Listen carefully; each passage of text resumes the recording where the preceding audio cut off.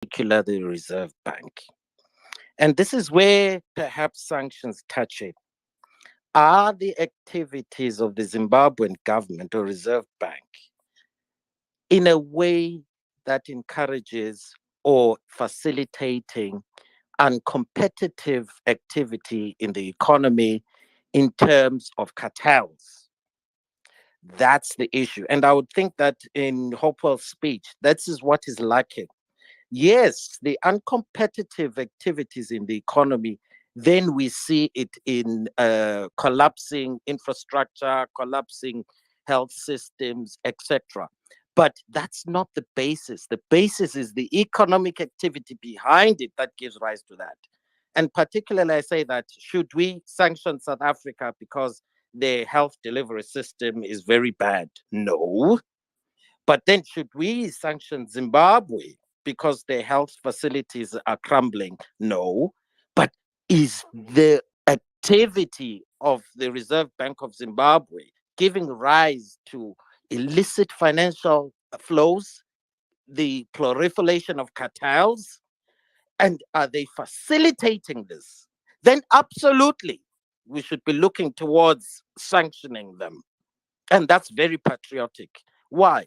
Uncompetitive cartels, or in similar to narco state like Colombia and a little bit Mexico, is very hurtful to a country and its systems, because that's where you get price manipulation, manipulation of the currency, etc., within the macro financial activity of the country, for which it impacts everybody.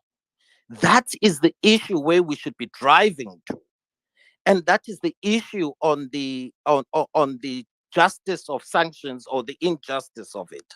If Zimbabwe is, or the Reserve Bank has is running an economy that is so competitive, it drives down prices, it brings transparency, it brings we shouldn't be having even Econet being the only sole provider of internet, for example.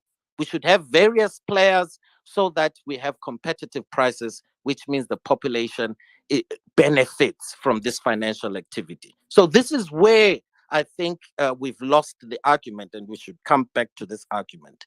So are we seeing within the Zimbabwean economy illicit or uncompetitive financial, macro financial activity?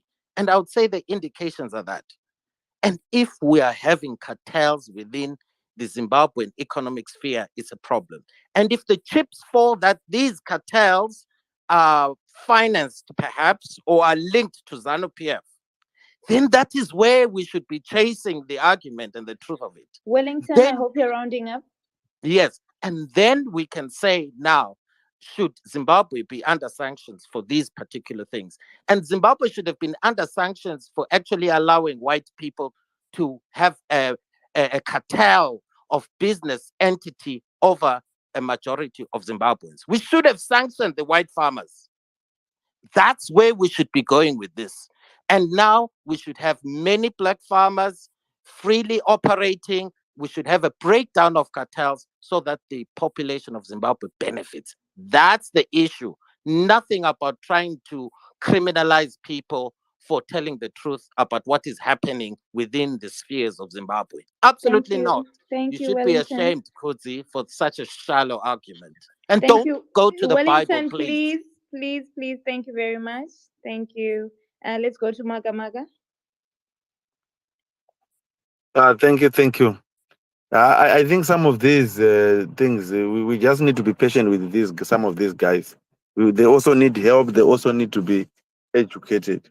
A nation is about people. When you're talking about national interest, there's nothing else you're talking about besides the people who are inside. And we know inside the nation, there are many different groups of people: politicians, religious people, people who don't even belong to either of the group. So when you're talking about national interest, you need to think about those people. There's nothing else. As a whole, not a group of people to say these are the ones who fought the liberation struggle, or these ones are in oppositions. So when you're talking about national interest, we're referring to people in opposition. No. When you're talking about national interest, we're referring to every person in the nation. So If you beat up a group of people and they scream, Botswana says, don't do that. If you do that, we're not going to trade with you. Those are sanctions, and the image of the country is now in tatters. Is a bad. It's your responsibility to understand that beating up people messes up the image of the country. But you can beat up people, and Malawi can just look away and just cannot do anything. They will just won't respond. They'll just say, it's okay, this one, so let's leave them. That's the scenario where those people who are against sanctions, that's the scenario that they want.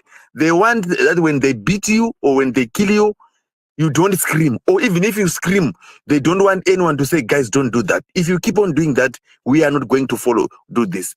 That's what they don't want. This guy was talking about what's happening in South Africa, what's happening, working very hard, personal interest and all this. There's an operation to do in South Africa there. We are not there, but we are worried about their safety, including this teacher Mutis. We are worried. Even if we don't agree, we are worried. And there was a report to say, I think it's not true as such, that ANC is behind the operation to do. Let's take it a bit level and say, let's assume ANC is behind.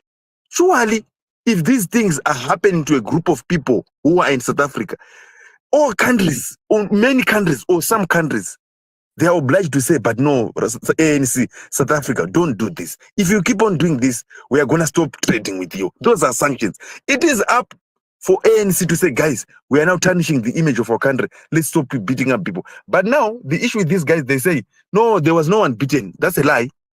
No, that's a lie. There was no this thing of Gukura Hunda. It's a lie. There's no such thing. No. You know, Zimbabwe has got laws. If you are beaten, go to the police. Why are you screaming on an international platform? But if people are beaten in South Africa, foreigners, if Al Jazeera, BBC invite Malema for interview, you want Malema to say, no, it's a small problem. There's nothing happening. No, leave us. We don't want to tarnish the image of our nation. It doesn't happen like that, because a national interest is about the people in that nation, and people see things differently. But even if people see things differently, it doesn't mean that there's no national interest. It's a national interest for those people that are complaining to say we are being beaten. So I think that's where these guys misses up. They think national interest, it has to do with is one narrative.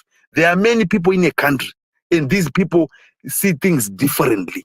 If I belong to Triple C, you beat me, and I'm invited in Geneva, I'll tell I was beaten. I'm not going to say, if I say I'm affecting the national interest, no, it doesn't work like that. In my view, that's I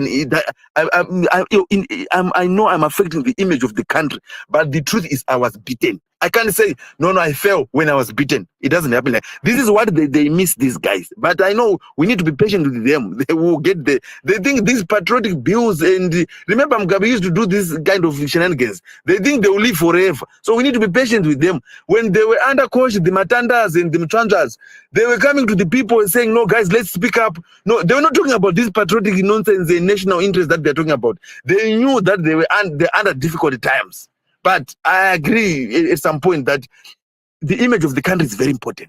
We shouldn't speak bad or lies. Let me say, we shouldn't speak lies about the country. But if you went on in Geneva, human rights, and he was talking, if this guy was saying, no, Wopo is lying, we've got two machines which are lying, which are working, and these are the machines, we can say, oh, well, that's not good. But even, it's now 4 or 5 days now, there is no working cancer machine here.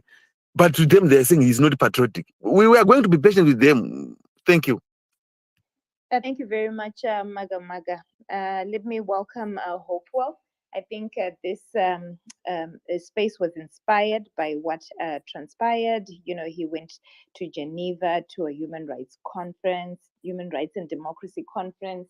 He gave his speech, and people called him out, said he was not patriotic. So this is why we're having this conversation. And thank you very much for joining us. You can take the virtual mic.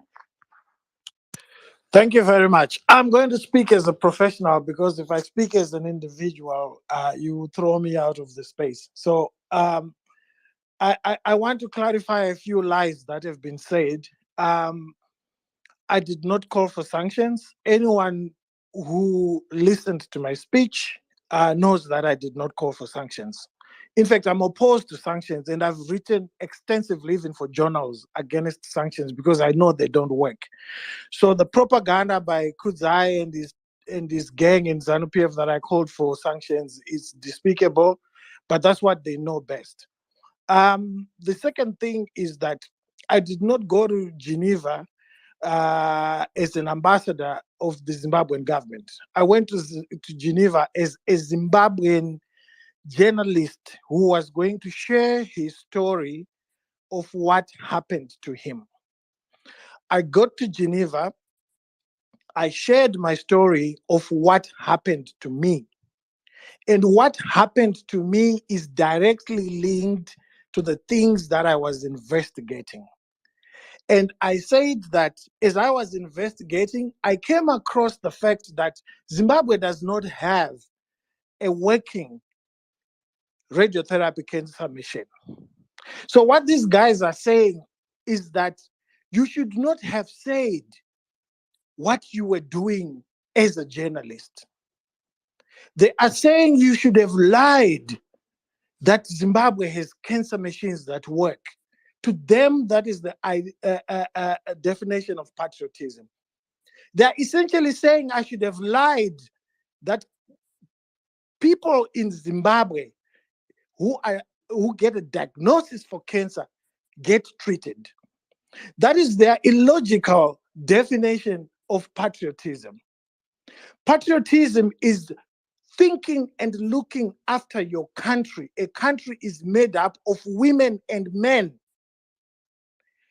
To them, I should have been massaging the ego of the government. Patriotism is not about governments. That's why they are removed after 5 years if they don't deliver. Patriotism is about the ordinary men and women of a country.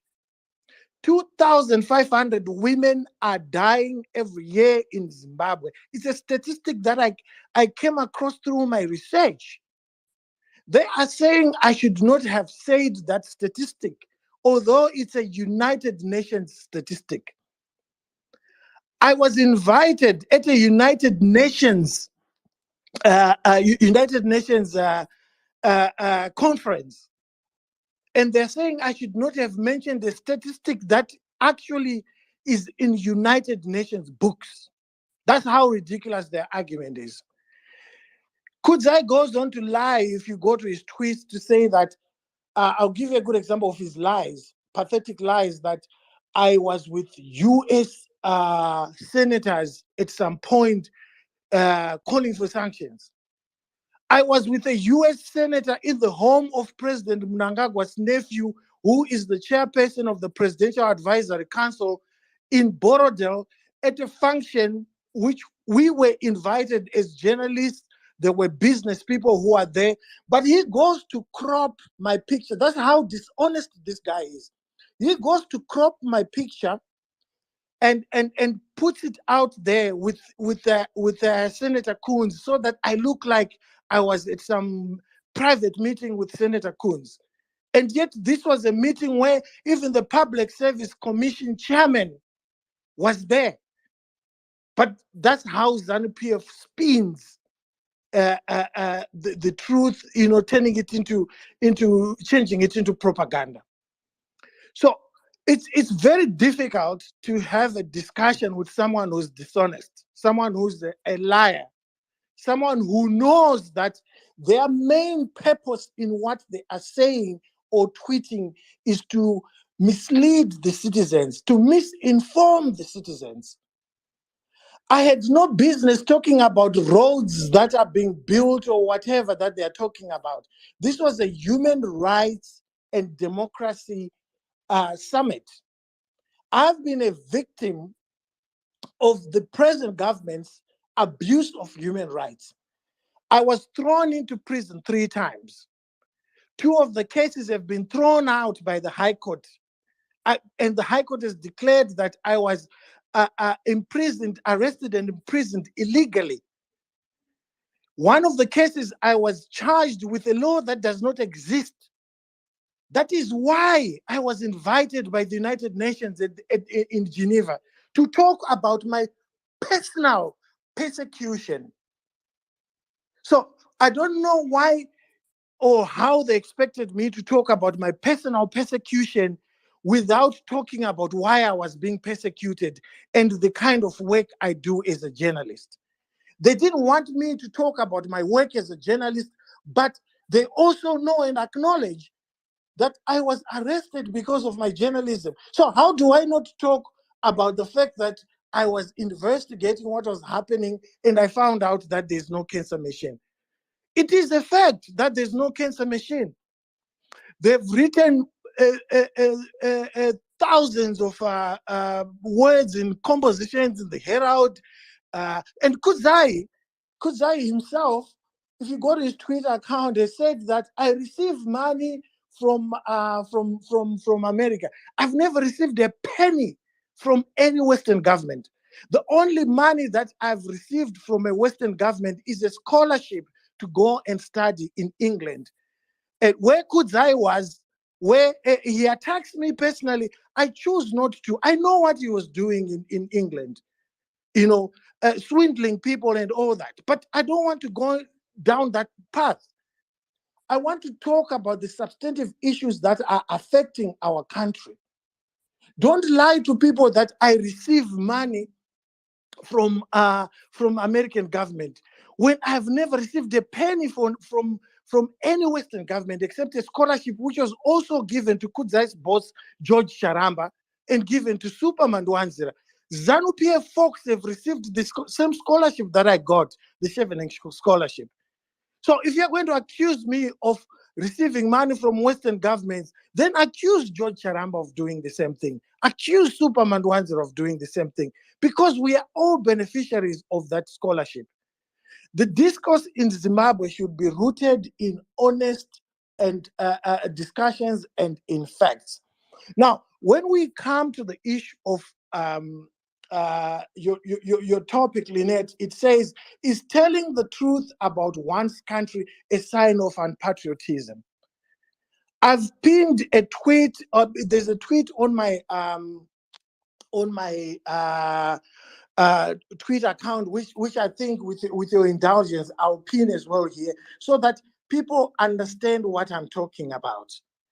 In 1979, Edson Zobo went to the United Nations, the same United Nations where I was hosted, and talked about the suffering of Black people in Rhodesia and called for sanctions. I didn't even call for sanctions. I've pinned the tweet there so that everyone can see and listen to the interview. I went to the United Nations to talk about my personal persecution. So what these guys are saying is that we persecute you, we illegally arrest and jail you, and we take away your journalism equipment, but don't go and talk about it at international forums. It's unpatriotic to do so. When we persecute you, just keep it within the country. Don't talk about it at international forums. That is exactly what they're saying. Now, is it a fact that there is no working cancer machine in Zimbabwe? It is a fact. The professionals, radiation therapists who use these machines have tweeted about it. Is it a fact that 2,500 women die every year? Actually, I got the number wrong. It's 2,600, not 2,500. So my number was actually lower. Is it a fact that ZANU-PF has not built a single maternity theater at the biggest hospital in Zimbabwe, which is Salim Gabe Hospital? It is a fact. Is it a fact that there's no more than one maternity theater working at Harare Hospital? It is a fact. In fact, the maternity theater that is working was built by a bank, by Stanbic.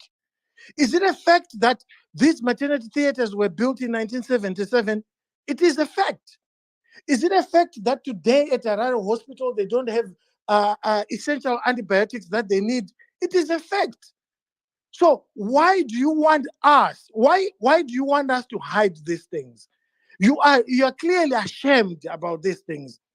If I had gone to the United Nations and said President Mnangagwa has built hospitals, President Mnangagwa has enhanced maternal health care, President Mnangagwa has bought 10 cancer machines, would Kudzai and his ilk say, I'm unpatriotic? They would have been jumping and retweeting that, isn't it? Now that I went and I spoke the truth that we do not have cancer machines, that we do not have maternity theaters, that 2,500 women are dying every year in Zimbabwe. They are angry because it's a shameful reality. They're even threatening to arrest me. I'm going to Harare this week. And I want them to arrest me if they want. I'm not scared of going to jail. I've been to jail 3 times. I'm not scared of that. It only makes the world realize that my speech was actually watered down, because the reality of life in Zimbabwe is such that we are even being told that it's unpatriotic to speak the truth. I wish people like Skilled Rebel were still here, because I think we need to hear a lot more from them, Lynette, and I hope you can host another space for them, because these are the people that are on the front line of our healthcare system. Skilled Rebel today explained on this platform that Skilled Rebel is a surgeon. He could not operate on patients because he did not have sutures. The hospital could not give him sutures. Sutures cost 14 US dollars. 14 US dollars. And yet, according to Kudzai's reasoning, we should not talk about that because it's unpatriotic. We can't go international and talk about it. Some are even saying this is village stuff. There's a village protocol. We can't talk about this stuff, because it's village protocol. If you are ashamed about something, please fix it. Thank you, Lynette. Thank you very much for that, Hopeful. And yes, I've taken note. I think that's why I gave a skilled laborer a bit of more time, because he was speaking about issues that are actually on the ground, and definitely we need to talk about the state of our healthcare system. And he would be our resource person. I would definitely reach out to him. Thank you very much. I want to give Kudzai an opportunity to speak, but not just yet. Let's have Treasure Besobu come in. I know, Kudzai, you want to come in, but the problem is if you come in, you're going to come in for 5 minutes. So I know you'd want a longer opportunity. So allow me to just get more views from the panel. Treasure, please go ahead, and then Jared, please go ahead right after.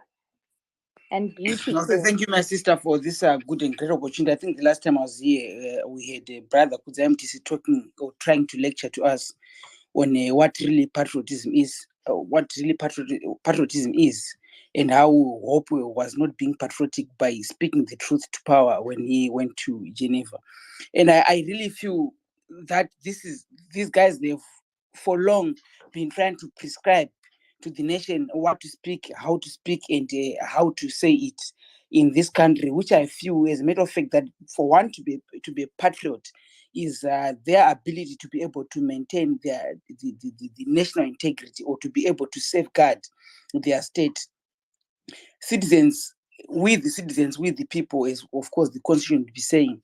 It says that we are the people, we are the safeguarders of our country and our state. And I think it's important for the citizens to be able to stand with the state, even if the government officials are trying to run away with the state or are trying to compromise their standing.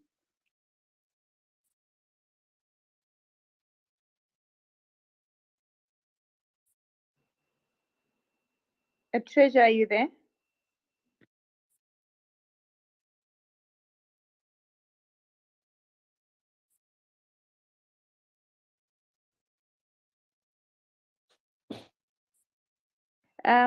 Can anybody hear me? Yeah, me, I can hear you. Okay, perfect. You go ahead. I thought it was my network. Go ahead, because I think we've lost Treasure there. Right. Thank you very much for the opportunity. Really appreciate being, in the presence of, great minds and great people, Zimbabwe to discuss, this topic on the issue of patriotism.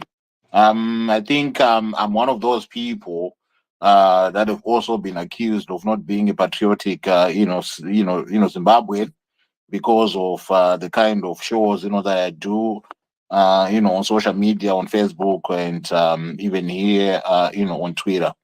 The reason why these people always come and accuse someone like me or even Opo Chingono is because sometimes we tell them the truth that they don't want to be out there. But privately, some of these guys, they come to our inboxes and say, yeah, yeah, yeah, Papa, we're trying, Papa, Papa, boy, Papa, Papa, boy, Papa.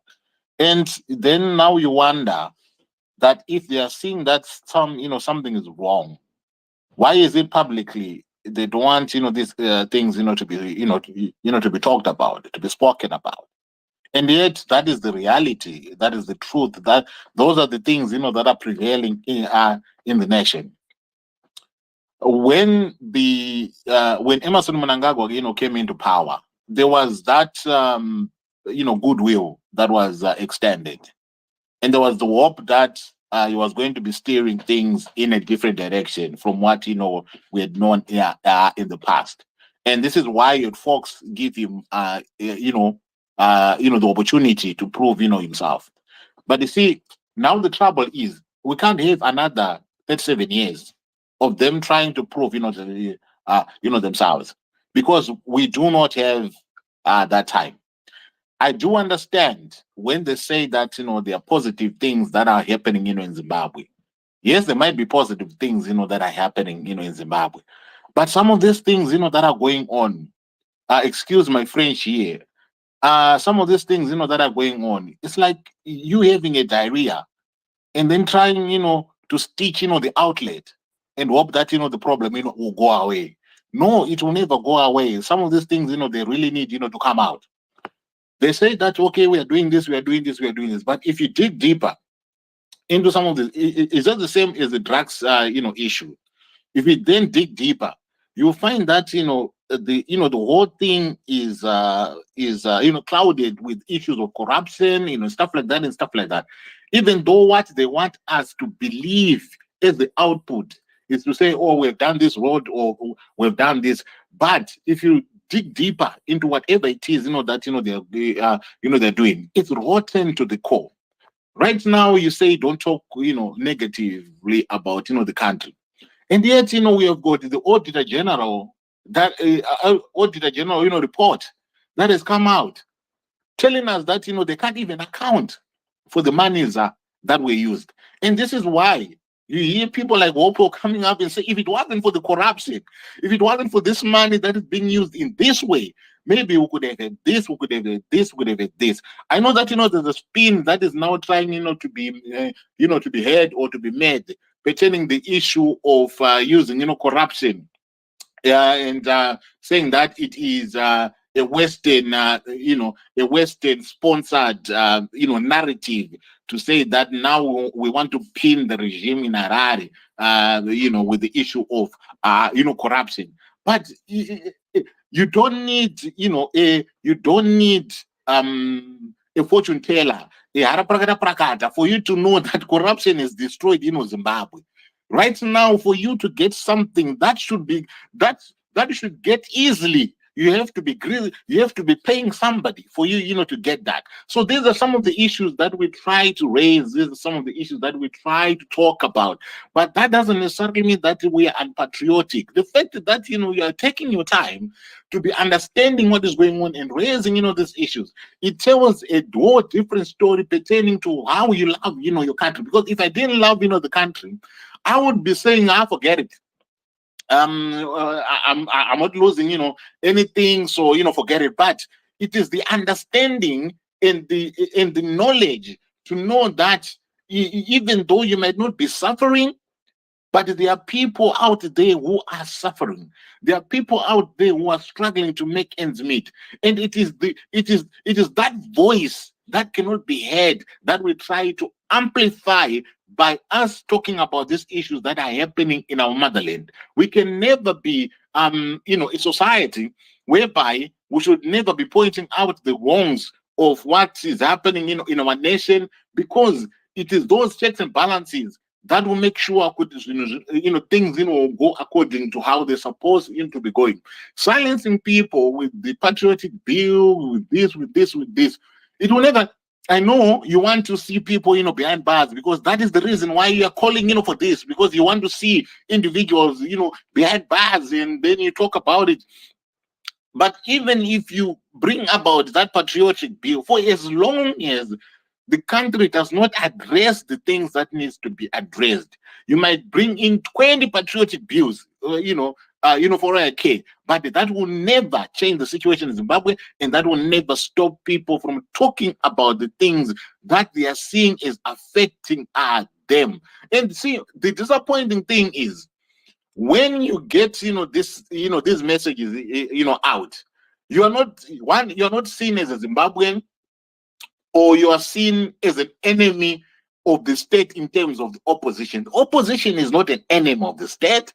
The opposition is not the enemy of anyone. But the opposition is supposed to be there to be highlighting, some of these things. And in Zimbabwe, that is what, we should be expecting. That is what, we should be looking forward to. Where things are not going right, we should be expecting an alternative voice to be speaking out, to be telling us, okay, if this is not working out now this way, how is it supposed to be working? And in the event that you get the opportunity, how are you going to be addressing this thing? That is the kind of interaction that we're supposed to be having as a Zimbabwean people. But now what is transpiring is, once you raise your voice, you are the enemy of the state, and if you're an enemy of the state, you should be incarcerated, which is a pity, really, which is a pity. Thank you very much, Lynette. That is all what I wanted, to say. But thank you very much. I appreciate it. Thank you very much for that. Beauty, please come through. We go to Padari and then we go to Kuzai. In that order, please. Oh, okay. Thank you, Lynette. Good evening, citizens. I didn't come here to actually speak much. I just came to say telling the truth about one's country is a sign of patriotism. There is no other sign of patriotism than being truthful about your nation, wherever you are, irregardless of who you're speaking to or what you're doing. As long as you're speaking the truth, then you're in the right direction. If you start wanting to come up with other narratives or coming up with diversions, then you're already being unpatriotic. So if we just remember speaking the truth is a shining light to being patriotic, I'm sure we'll all be good citizens. And then in the interest of joining the footprints of Michael, I forgot his surname, the guy who was here yesterday, Lynette. I think you need to always tell people to do the call to action thing. I'm just trying to be funny, but I'm not that funny, guys. But yeah, guys, we've got a follow on space to talk about these things. Please join us. Thank you. Good day. Thank you very much for that, Beauty. Padari, please go ahead.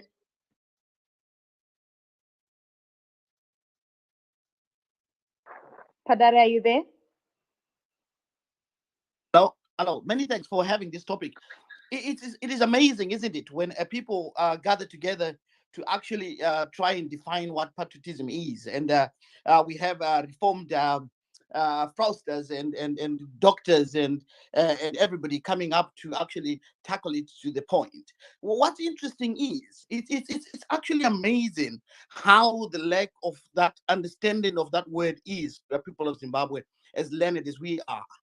We have taken it to the term to loyalty, because what is happening here is it's an act of lack of understanding of what patriotism is, and we're actually defining loyalty maybe to the causes that we serve, or the interests that we think we actually hold, or we are taking this opportunity to actually denigrate and push points on a propaganda for the visions and perhaps something that we think should come to be maybe for a next election, or try to fit into a system.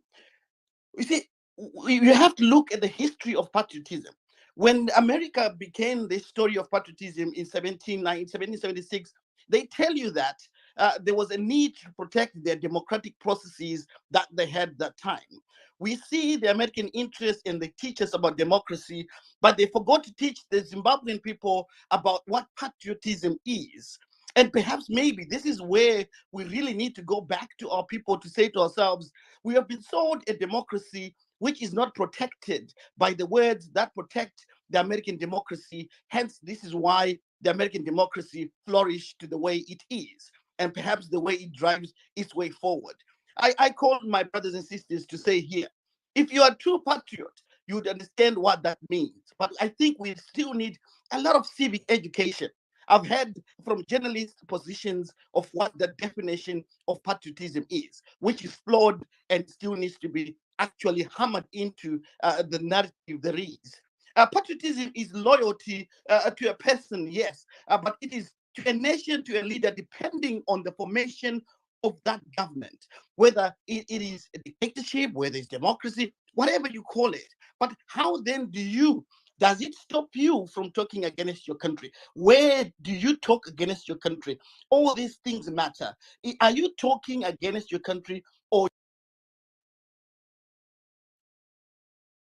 is it that you're actually doing that is causing a cause of when it comes to patriotism? Does it mean that we do not allow the opposition voice in Zimbabwe? That is a flawed narrative, isn't it? That's a flawed narrative. We've just seen a by-election that the opposition actually put 19 members of parliament into that parliamentary position. So it is to actually then define what opposition is and move it away from the word patriotism. Because when you talk about patriotism, you're talking about something that is bigger than the small players that are in there. That is something that needs to be, prescribed alongside the constitution of our land. And I find it that it is a good thing, although it is shameful to hear when we have international journalists who have traveled that journey already, listening to a 50-year, not even 50 years, 40 years of a country that is still to actually grow and define itself in terms of democracy. Only in 1980 did our independence come. 20 years later, we had economic sanctions from America, which is half the life of that time. So we have to also look at ourselves and say, are we growing? What is stopping the stagnation of understanding to that be? Perhaps maybe I should question my forefathers, their ability to actually define these things that divide us more than we think, that we think are supposed to bring us together. Perhaps maybe we needed to go back into our education system and define these words to their totality. At the same time, we prescribe to the democracy that we think we think we're actually holding on to. So thank you so much for having this discussion. And it is a good thing that as Zimbabwe people, as Zimbabwe children, actually come here to talk about it. But I think we need to move it away, focusing on an individual, right, who's questionable in many ways in his acts, in the way he is. I'm not going to talk about that today because I don't think it is the place for me to talk about it today or justify his actions on this platform today. But I will say to you, thank you so much for actually bringing forward this topic. But I think we should cease to focus on an individual and a motive which actually destroys what you're trying to do in trying to make us understand what patriotism is. We are not here to sing loyalties to an individual or to a political party, but actually bringing a great understanding of the words that have been chosen by you as a host, by you as a people that have brought us to this platform. And that is what perhaps maybe we need to look at. It's not again a place where we should take Kudzai to a prison blank and start trying to destroy him for his opinion that he has given you, or maybe for his contribution he's made to the topic. Actually, we are not being patriotic to one another by doing that, because you have brought a topic to an international platform, maybe to us to actually learn what this is, but not to a courtroom of actually denigrating each other to that note, to that point. And perhaps maybe I should ask again and say, Madam, let's look at the topic and speak to the topic so that we can learn what that is, because there are many great people who can teach us and contribute to this topic in the way we should. Let's not make it an opposition fighting ground, because that's not what it is. There is democracy in Zimbabwe. It is maturing every day. There's hospitals in the United Kingdom, which if you look at the maternity death in maternal death Padare, I'm just please about to round up. land. There's maternal death in America. There's maternal death in the UK. There's maternal death everywhere, Somalia and everything. But what we need to be talking to is how, as a people, we should come up to actually improve that, not use those things as a weapon of propaganda in the way we do it. And perhaps maybe that with those words, I leave you to that and say patriotism takes greater fight than just denigrating each other on this platform or trying to please each other in a manner that perhaps I'm trying to hear and I'm failing to hear from my brothers and sisters on this platform. God bless Zimbabwe. And I know we are making a journey. And what I know is Chimrenga will live in one of you, all of you, that you shall stand Padare, up thank you. and push away maybe what we think the prescribers of democracy are teaching us. And perhaps maybe when we find that constant, when we find the constant of the reasons why our forefathers took those weapons and fought for the liberation of yourselves and many of the children to come, perhaps maybe you might draw your patriotism from there. Padare, thank you I'm very just much. about I to don't land, want. Madam President. Thank you very much. And again, I say thank you a lot for having this. But let's draw, because patriotism is drawn from a position and a constant. And the constant for Zimbabwe is Chimurenga. And it doesn't matter what opposition party you belong.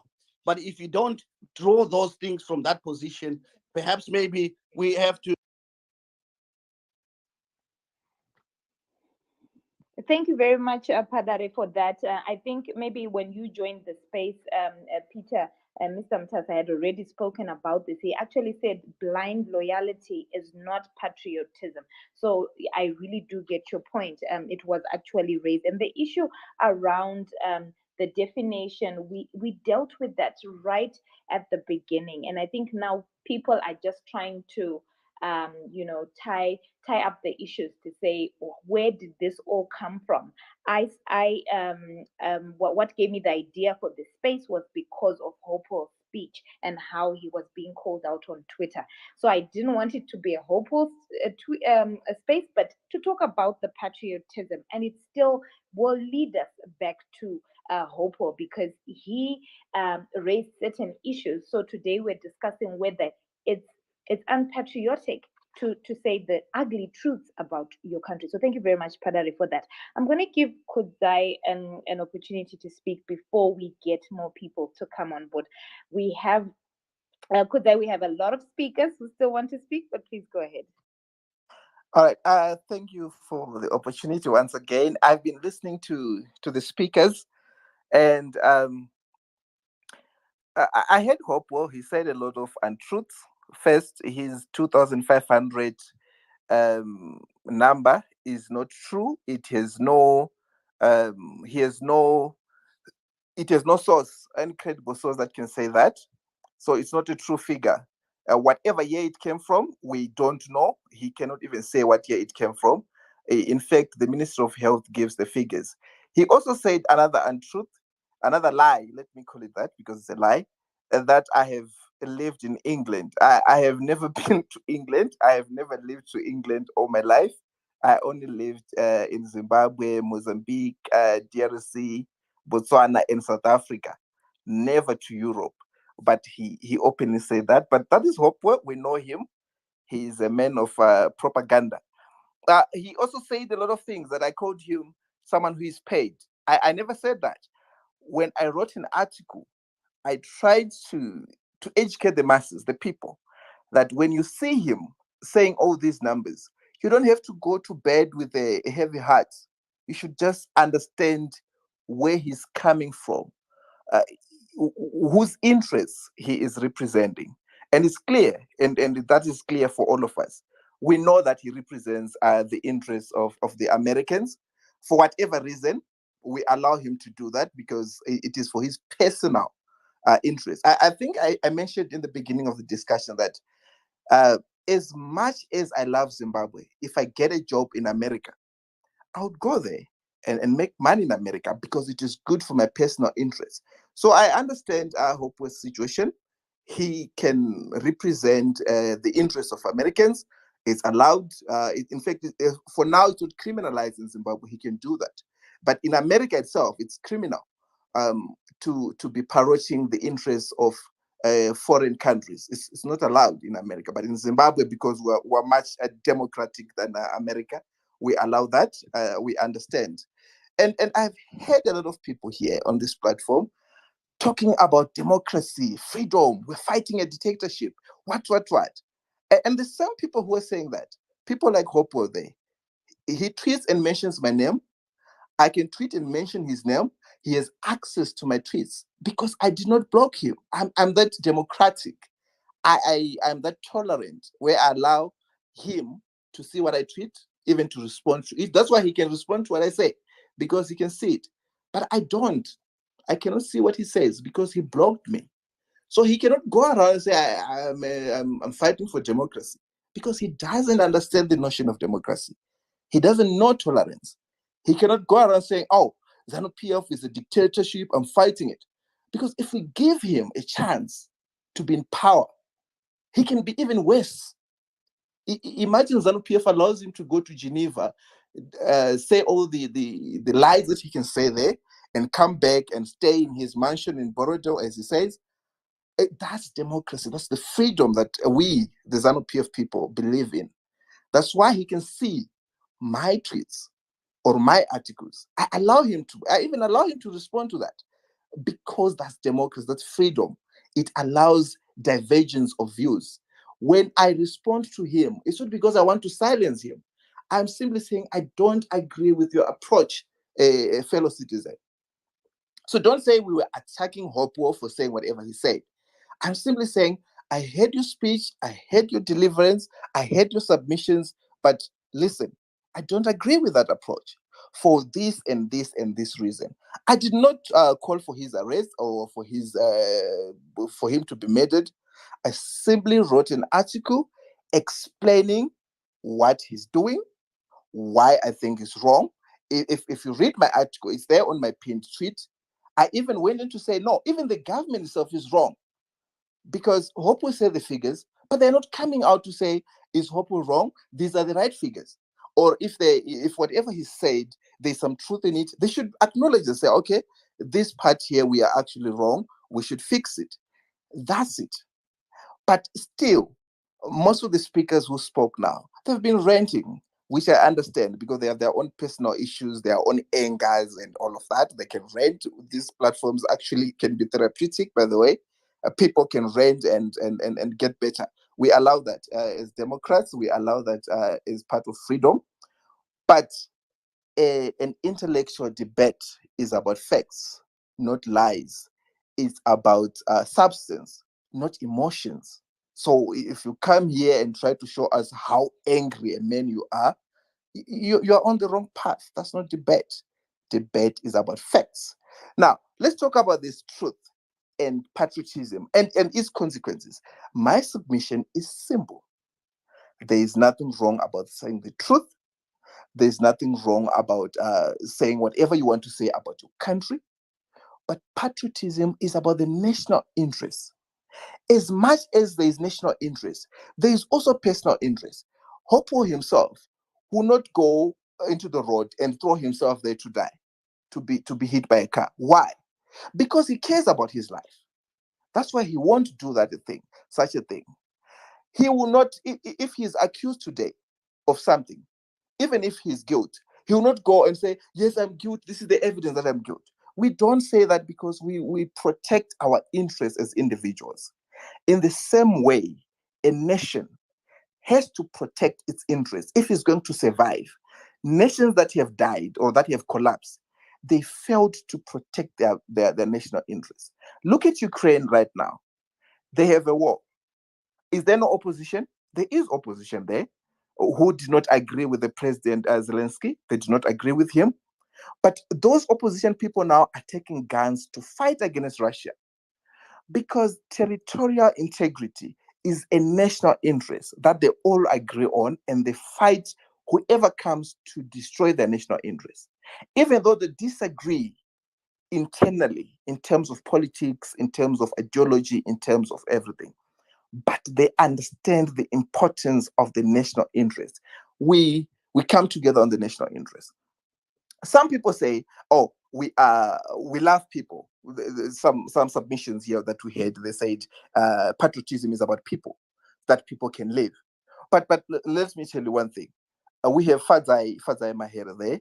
She's the spokesperson of the opposition parties, the CCC in Zimbabwe, Fadzai Mahere.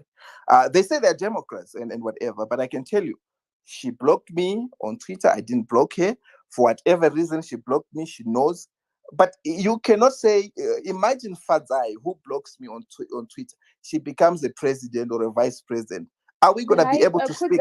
Sorry, if I can just interrupt you for a little bit. I hope you are rounding up because we're going to give you another opportunity to respond because we still have a lot of people who want to, say something. No, a comment or question. Lynette, a lot of people have spoken and they have been on the side of this narrative. So it's only fair that I respond on behalf of my comrades who, by the way, you did not give the chance to speak. They've been telling me that. So but I it's only fair that I your speak. comrades. Maybe if they can change their, their names and say Kudzai's comrades, then I will know because I yes, don't know but I'm just telling you for that because I think you know that people who are speaking here were against. In fact, some of the speakers were even attacking me personally. So it's only fair that I go after every one of them. I have to do that. It's okay, only fair that I it's do not that. going after, but go ahead. Let's leave the Yes, Twitter I was people who are explaining blocking about. you. Yes, Let's I just was leave the talking. ones that are blocking you and just talk about the patriotism. Please. Yes, I'm talking about Fadzai Mahere being an opposition leader and her submissions on international platforms. I live in South Africa. If I open SABC or Newsroom Africa or all of that, I see Fadzai Mahere so many times. We don't even know. I can tell you, I don't even know the opposition leaders in Lesotho. Lesotho is here in South Africa. I don't know their opposition leaders there. I don't know the opposition leaders in Swaziland. We don't know much about them. We don't know the opposition leaders in Mozambique. We don't know much about them because they're not all over the place saying the wrong things. If you hear Fadzai speaking on Newsroom Africa and you're in South Africa as a Zimbabwean, you see that this person, whatever they're saying, is going to lead me tomorrow to be killed. See? So if you care about people, you come on a platform and you say things that are going to create more hatred, more problems for your people that you say you love so much. Then what are you doing? You're not a patriot. You are against those people. Hope Uchimono that we're talking about here, Hopewell, did a space talking about Zimbabweans in South Africa. He invited the top xenophobes here in South Africa. We know them. It's not every. I live in South Africa. Hey, if we hear about xenophobia, you think that our neighbors are holding spears and guns to us. They don't do that. I teach South African students myself. They love me. They respect me. They respect all of us a lot. It's just a few xenophobes. And Hopewell, the patriot who loves us, who stands for us, is giving those xenophobes a platform to say, oh, they're whatever. He's entertaining them. For Fadzai, it's actually a politicking. You see, when I said Zimbabweans are too binary, you talk about xenophobia or you talk about Elvis being killed, they bring politics there instead of coming together and say the killing of a fellow Zimbabwean is reprehensible, it's unacceptable, it's evil. They can't say that. They have to sprinkle some politics into it to score some political points. You see, the killing of a fellow Zimbabwean. But Lynette, can Kudzai respect us? This is now turning into a personal attack between Kudzai and people who have blocked him. This space is about patriotism. It has nothing to do with your personal issues with whoever is on this space. Please respect us. Please respect this platform. Because now you are making us look like clowns. Thank you, Desmond. And Kudzai, I'm please, I'm going to give you a minute and then we allow other people to speak. Lynette, If I'm speaking and people are interrupting me, then they are not doing the right thing, I'm and it's giving not you a allowed. minute. Could I please go ahead? A minute. No, I need to. I'm saying, if a Zimbabwean leader or whoever it is, This is becoming a fast, Lynette, because I think you need to take a Hopeful, you handle of spoke. this I didn't discussion. interrupt, so you should keep quiet when I'm speaking. So you have to keep quiet when you're speaking. I was quiet. It didn't mean I liked. Okay, so here we go. Let's have other speakers come through. Would like to hear from Fadzai Mayer. Thank you very much for joining us, and then we move on to Dr. Daniel Shumba. Please go ahead. Thank you so much, Lynette, and thank you so much to you for hosting the space and just driving a very important conversation. If you'll allow me, with your kind leave, tonight I'm going to speak, if I may, as a citizen, as opposed to as a politician. I think it breaks my heart really to read of some of the statistics that permeates Zimbabwe. The fact that half of the population is living in extreme poverty, the fact that the public health system is on its knees, the fact that the education system is completely broken. You've got children in mostly impoverished areas just learning under trees, and the government simply does not care. Now, any citizen who speaks of these things doesn't do so from a place of hating the country. You do it because you know that Zimbabwe has got all the ingredients it requires to succeed. You look at this country with all the resources, with all the wealth, with all the human capital, with what used to be an excellent education system, and you say, what really went wrong? It was Julius Nyerere, if I'm not mistaken, who said to Mugabe at independence, you've inherited a jewel. Look after it. Everybody, every Zimbabwean knows that this country is special. It's a jewel, and it breaks our hearts when we see bad governance really put us in a very embarrassing situation. Like the regime in Harare, I was very embarrassed when Hopewell spoke in Geneva. Embarrassed because I was like, my country deserves better. We are run by people who are not patriotic, who fail to put the people first. Looting is unpatriotic. Bad governance is unpatriotic. Political violence is unpatriotic. Failing to pay health workers is unpatriotic. Of course, skilled laborer was very emotional just now, but it's because he sees every single day the state of the public health system, and it makes us feel some type of way because we love our country, and proof that Zimbabweans love our country whenever Zimbabwe is on the international stage, whether it's for football, even a flag competition on Twitter. Zimbabweans are the first to say, go Team Zimbabwe. People will do anything to don this flag. People absolutely love this country. And what we don't like is a situation where people who are not ethical leaders fail to put the people first. So just to answer the question that's raised in the space, there is no way it can be correct that to tell the truth about your country is unpatriotic. In fact, it's very patriotic to tell the truth. And it's only when we know the truth that we can accurately diagnose the problem so that we come to a solution. If we bury our heads in the sand, if we fail to speak truth to power, how then will the nation's problems be fixed? A lot of people have stepped up because they love Zimbabwe. It's not because, you need anything from anyone. A lot of people have got great jobs. They have fantastic opportunities. They could be abroad, seeking greener pastures, but they're here because they believe firmly in the Zimbabwean dream. And I think it is an insult. It's a slap in the face to Zimbabweans when the regime, instead of addressing the concerns that people raise, start spewing propaganda, abusing actually state media to call all sorts of people names. This is not an issue about personalities. What I was expecting to hear from the government over the last couple of weeks, the last fortnight, is a plan as to how they're going to address the health system, which is grossly underfunded?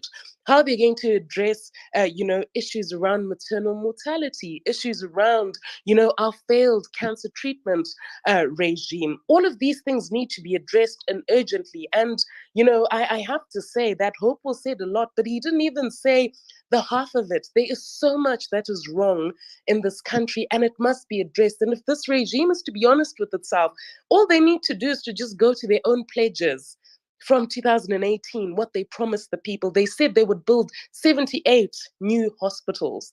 They said there'd be free cancer treatment for all. They'd said that they would modernize infrastructure, and we simply haven't seen that.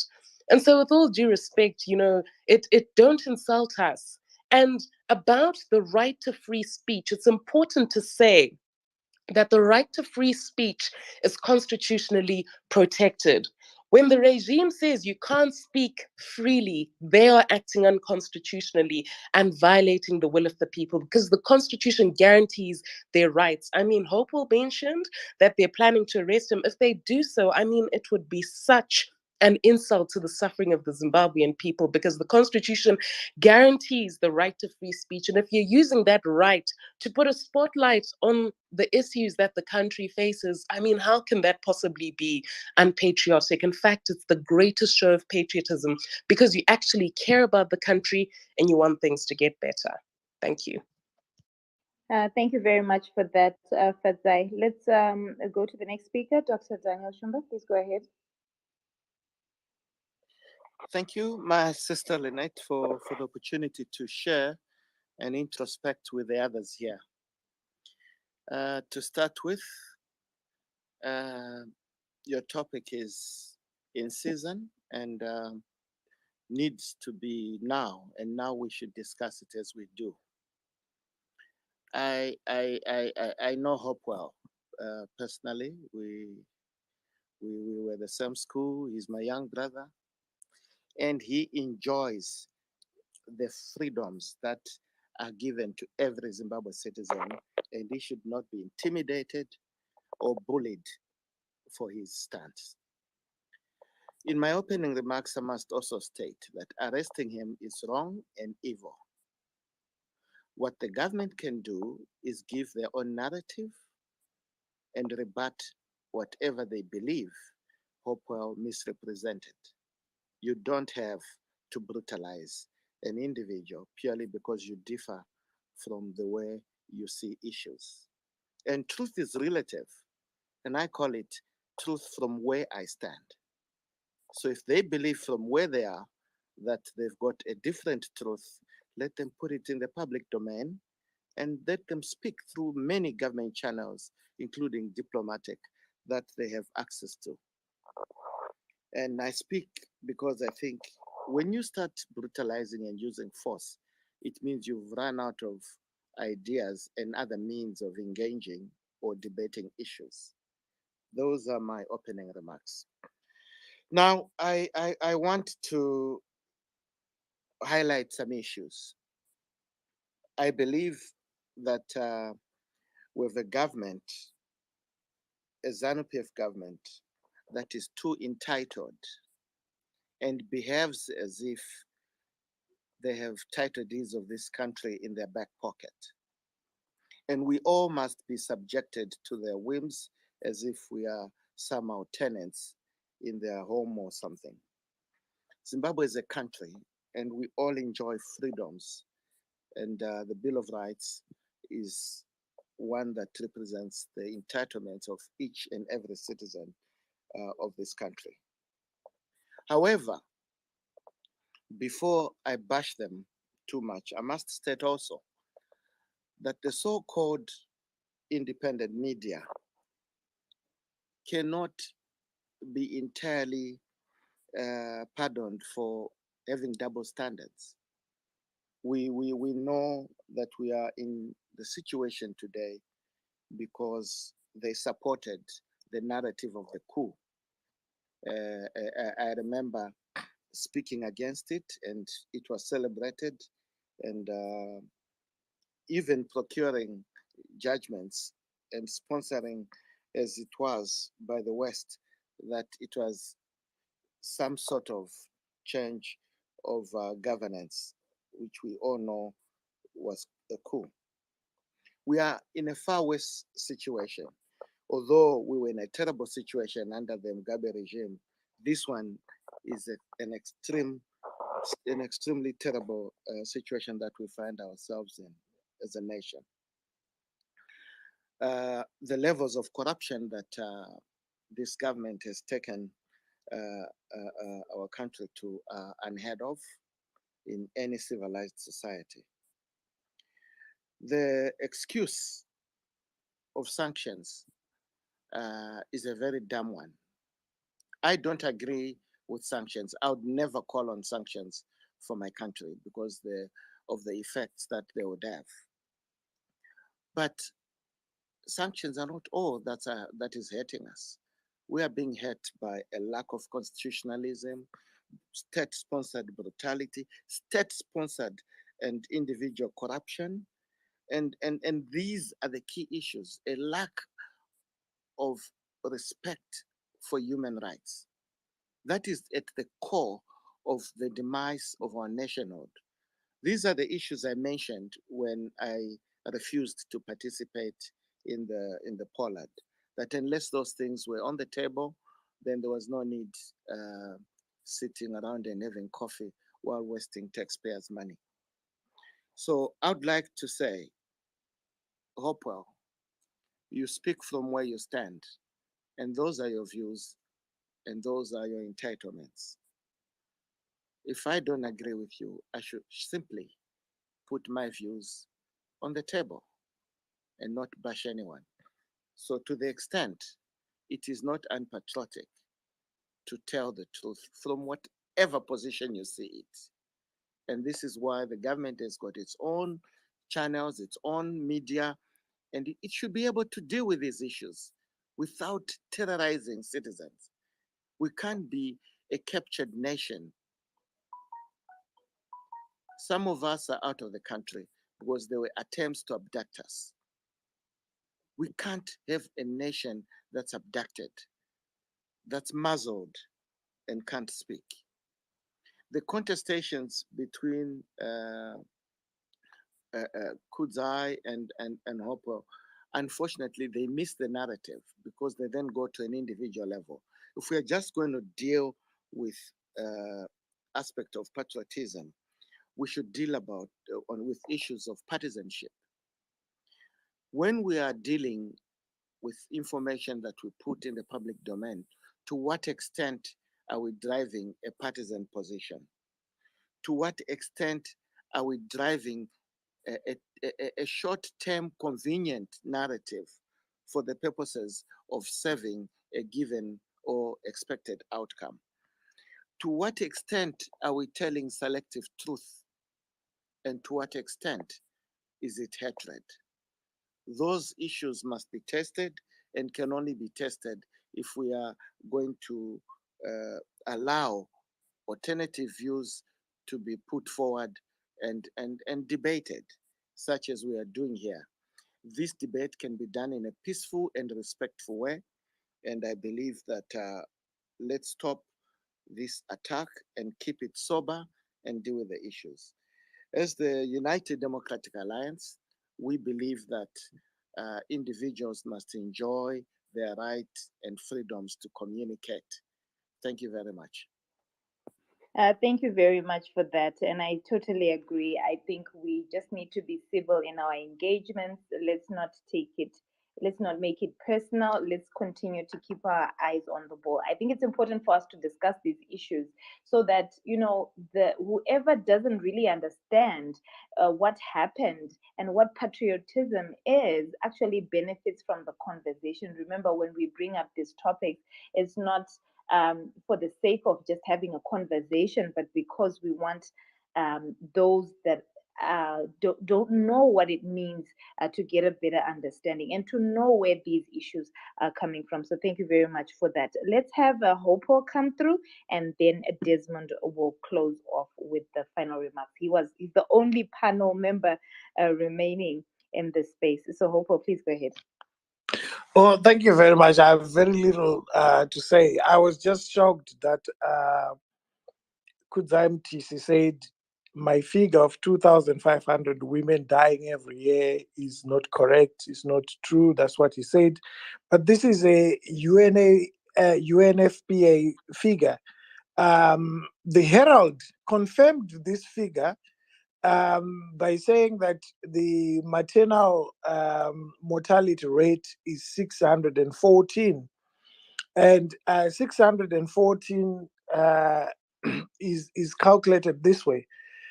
Every 614 women die out of every 100,000 women that are carrying babies, that are pregnant, and that give birth.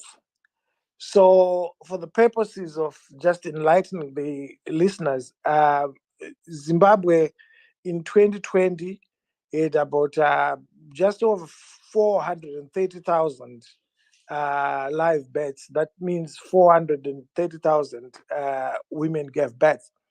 So if you use the 614 UN figure, which the Herald says is correct, it means that 2,000, just below 2,600 women died. So actually, my number was lower than the correct number. Then he lied. He said that he never said I'm paid by the United States of America, which again is not correct. I've just posted on this space a section where he talked about that, where he says Hopewell Shingono is on a propaganda crusade sponsored by Zimbabwe's detractors.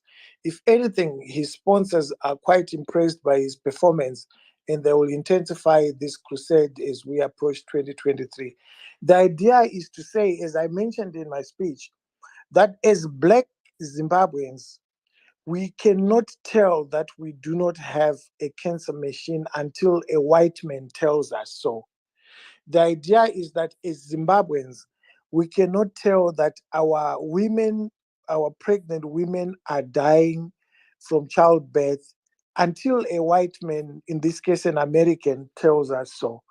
The idea is to say, as Zimbabweans, we cannot tell that we do not have maternity theaters until the Americans tell us that we have to say so, which is actually a very inferiority complex, which makes it's articulating that Black people cannot think for themselves until an American or a white person tells them that this is actually the situation you find yourself in. Go and parrot it in Geneva. Go and parrot it on Twitter. Geneva was actually a smaller crowd compared to the crowd that I have on Twitter. I have 365,400 people following me on Twitter. And I tweet these things every day. So the idea to say that I was unpatriotic suddenly because I spoke in Geneva, when I speak about these things to over 364,000 people every day, it's actually ridiculous. He goes on to lie that I live in Borodale. I actually don't live in Borodale. You know, their arguments are built on lies. But what I want to say to Zimbabweans is this. When we speak, we are speaking on behalf of people that have no voice.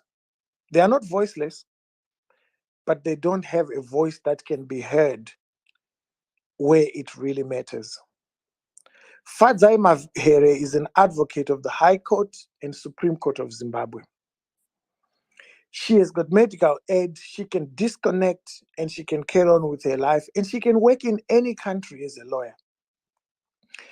I am a journalist. I can disconnect and work in any country as a journalist. But the problem that ZANU-PF has with us is that we are able and we continue to expose the propaganda, we continue to expose the looting of public funds. The government itself confirmed that 100 million US dollars worth of gold is smuggled out of the country every month. And we have proved that this gold is primarily smuggled by ZANU-PF leaders and their surrogates. Now, a cancer machine costs $2 million US, brand new. 100 million worth of of gold being smuggled out would buy 50 cancer machines. Right now, the whole Zimbabwean public health system has got 4 cancer machines that don't work. When they were bought, they were actually, some of them were refurbished, and the buying process itself was corrupt. We have got all these details. We just haven't said them, but we've got all these details. If you look at the figure that was given by the previous president of $15 billion that was looted, and nobody has contested that. Even the Zimbabwean ambassador to Mozambique, the current Zimbabwean ambassador to Mozambique, said it's correct.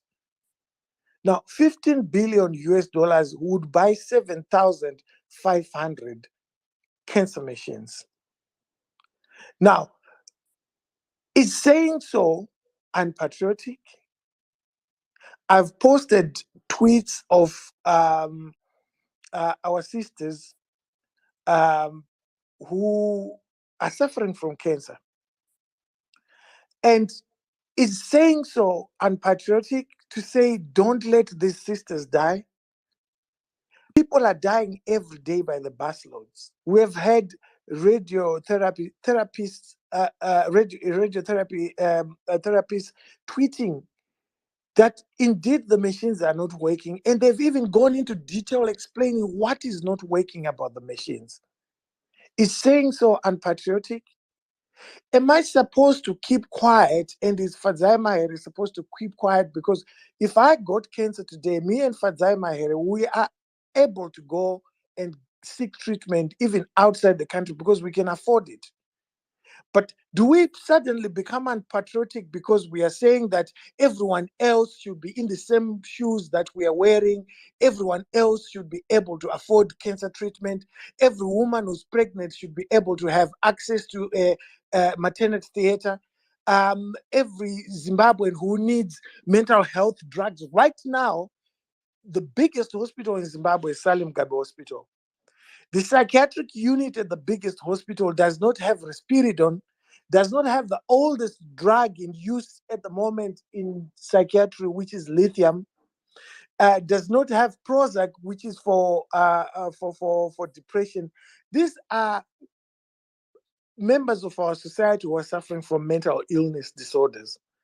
They are locked up in that unit, but there's no medication. It's like prisoners, they've been locked up. And there are many such people in our societies who might end up committing crime, heinous crime, because they have no control of their faculties. They need medication. And is saying so unpatriotic? I just want to say that as I round off, that it's important that as Zimbabweans, we don't just think about ourselves. We think about everyone else around us. The village concept of saying, I will not go to bed on a full stomach when my neighbor in the village is going to bed on an empty stomach. That is Ubuntu. We are being told by ZANU-PF to abandon Ubuntu. Don't talk about those who are suffering because it will embarrass the leaders. Speak about it in harsh tones.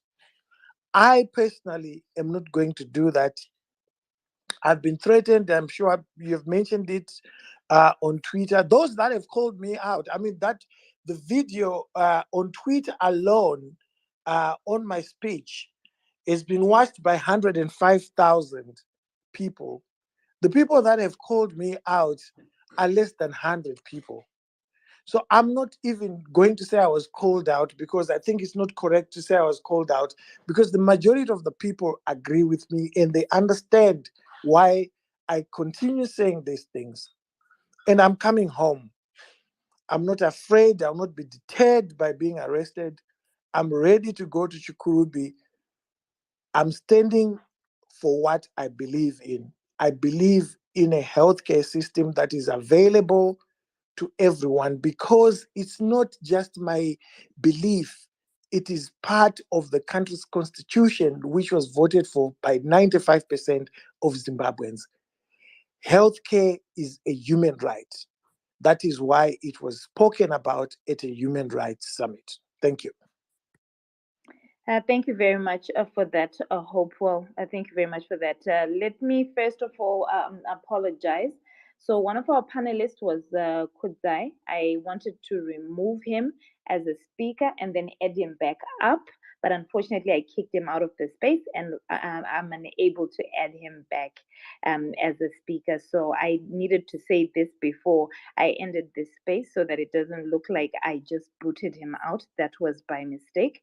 So yes, Desmond was on our panel. Please go ahead and conclude for us, Desmond.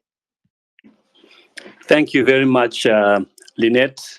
It was a very insightful discussion, and it's also a pleasure to have firsthand listened to Hopo giving his reflections on the outcome and the reactions that have followed his speech in Geneva. It's also unfortunate, and I want to apologize for the conduct of one of the panelists. I think when we come to some of these platforms, regardless of the fact that we are on Twitter and we are enjoying these discussions from the luxury of our homes or different places where we are, I think when we come here, we still have to conduct ourselves in a very respectful manner, and we have to allow the rules of the floor to prevail. And I really am ashamed that I was on the same platform with someone who really undermines platforms such as these. But be that as it may, I want to end by saying this. The cost of telling the truth has already been shown to us. We have seen what that cost is. We have seen in the instance of people like Hopewell. We have seen in the instance of people like Tendai Biti in Parliament, who really were driving the agenda to bring out corruption and to root it out. We have seen what the kind of reprisal that is brought down and brought up upon them. The use of state institutions to play around with the lives of these Zimbabwean citizens. We have seen in the instance of Joanna, Cecilia, and Itsai, the cost of speaking out, what it has brought upon them. And I want to end by saying this to most of the people who are here on this space who may not know. These flimsy charges that are usually attached to activists, to journalists, to politicians, usually have no ground. If you're to look at the conviction rate of activists, journalists, and politicians, you will see that it's actually a game, that ZANU-PF is playing. It's a very unfortunate game. And the idea is to get you out of play. I always say this. So when you are arrested, you spend 2 nights in jail. That's a must. You spend 2 nights in prison, and you have been arrested for speaking out, by the way. Spend 2 nights in prison. There is no preferred charge.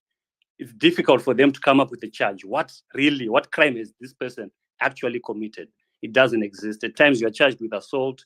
At times you're charged with something indecent. At times unseating a constitutionally elected government, inciting public nuisance and things like that. They look for a charge. And what then happens is you get bailed at times you don't. But even if you do get bail, you spend most of your time at the courts. Most of the time during the weekdays, you spend it at the courts. So there's no time for anything else. You have to be there by 8, and your case may be heard maybe around 3. So you spend the whole day there. So there's no time for you to do anything. And I'm saying this because it has happened to me, but also I just want to take this opportunity in the last minute to just salute those who have braved knowingly knowing that this is what happens to them, this is what lies ahead, this is what they face, they have still braved the situation and have still spoken truth to power and challenged the regime head on, and basically just spoken on behalf of 15 to 16 million people who reside in Zimbabwe. And I just want to say hats off to you, and please, regardless of some of these issues that may come up in spaces where ZANU-PF surrogates come in and they want to articulate an alternative narrative, a lot of people are behind you. The majority of people are behind you. We hear you. We listen when you speak. When you call to action, we act. And the work that you're doing is important work. Some of us can only just say thank you. We don't even have the courage to do half of the work that you guys do. So with that being said, thank you so much, Lynette, for this space, and thank you to everyone who is listening in. Thank you very much for that, Desmond. I'd like to thank the other panelists, Peter Mtasa and Kudzai Mutisi in absentia. And I'd like to thank everyone who came up as a speaker, all those who requested to speak. We still have requests, and please accept my apologies. We have to go. We were supposed to close at 9 o'clock, but it's already 21 past 10. But thank you very much for joining us. I do value your support. This space would not be possible without you. We'll try to make sure we start a bit earlier so that we have more hours. Thank you very much to all our speakers. So we were talking about, we were trying to answer the question, is telling the truth about one's country a sign of unpatriotism? And we still have different views. I know that on our panel, it wasn't really balanced, but majority of the people who came through are saying it is patriotic to speak the truth about your country. I mean, how do you change your circumstances if you don't identify the problem, if you don't speak up about a problem? So thank you very much for joining us. My name is Lynette Manzini. Until next time, good night.